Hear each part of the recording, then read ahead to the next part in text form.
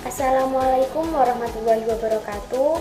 Perkenalkan, nama saya Zulfa Mazidah, NIM 2103211000016. Di sini saya akan memaparkan hasil resum dari materi sifat biologi tanah. Jangan lupa disimak videonya ya. Sifat biologi tanah.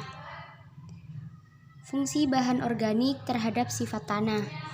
Jumlah dan aktivitas metabolik organisme tanah meningkat. Secara umum, pemberian bahan organik dapat meningkatkan pertumbuhan dan aktivitas mikroorganisme. Bahan organik merupakan sumber energi dan bahan makanan bagi mikroorganisme yang hidup di dalam tanah.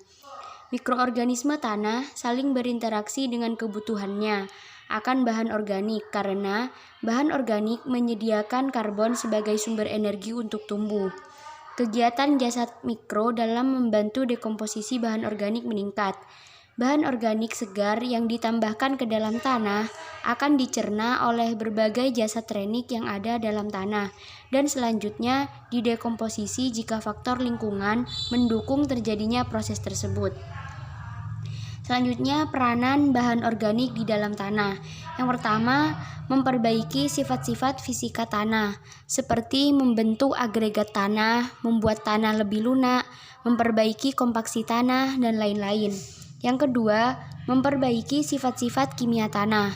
Sebagai sumber unsur hara atau nutrisi dapat menetralkan keasaman dan bebasaan tanah, meningkatkan KTK tanah, meningkatkan ketersediaan hara, dan lain-lain. Yang ketiga, memperbaiki biologi tanah. Sebagai sumber energi bagi jasad hidup tanah, meningkatkan jumlah dan aktivitas mikroorganisme, menjaga kesehatan tanah, menambah kandungan humus tanah, dan lain-lain. Mikrofauna dan makrofauna. Mikrofauna tanah ada bakteri tanah, yaitu Actinomycetes merupakan bakteri yang mirip jamur. Nematodes merupakan cacing tidak bersegmen. Protozoa merupakan organisme multiseluler yang bersel tunggal.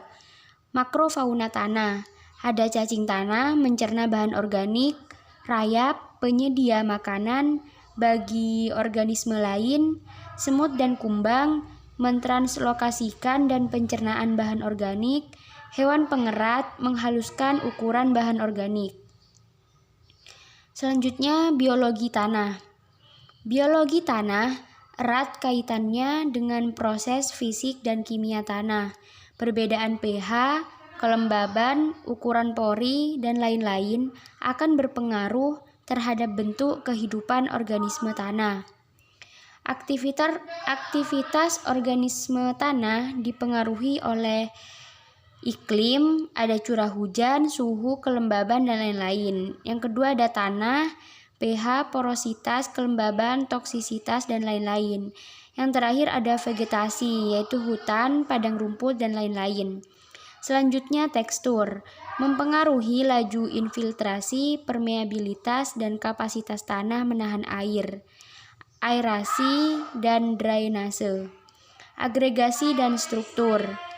Agregasi diawali mikroba, ditambah akar menghasilkan filamen dan polisakarida, lalu bergabung dengan liat, membentuk kompleks mineral organik. Berperan terhadap pengolahan tanah dan jerapan kation. Pori dan biji tanah berperan terhadap pergerakan air dan udara dalam tanah dan ruang bagi organisme tanah. Selanjutnya ada air tanah, berperan dalam pertukaran udara dan reaksi kimia tanah. Selanjutnya aerasi tanah, tergantung tekstur, pori, dan air tanah.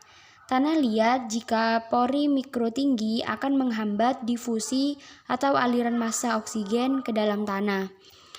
Kondisi tersebut, CO2 yang dihasilkan dari respirasi akar dan organisme tanah akan terakumulasi atau tinggi sehingga menghambat aktivitas organisme tanah.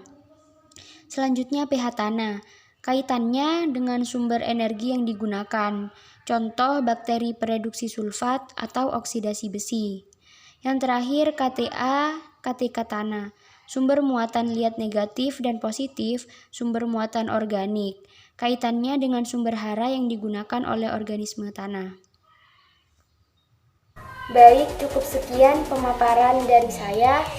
Terima kasih, semoga bermanfaat bagi kalian semua.